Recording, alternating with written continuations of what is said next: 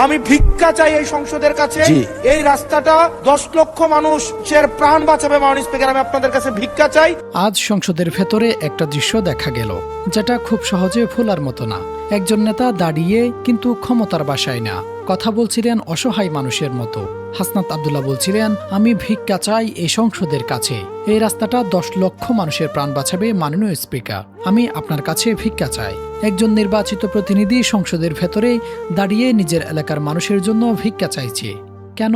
কারণ একটা রাস্তা, মাত্র 18 ফিটের একটা রাস্তা, যেটা এখন হয়ে গেছে মৃত্যুর ফাঁদ। তিনি বলেন এই মাসে 23 জন মানুষ মারা গেছে।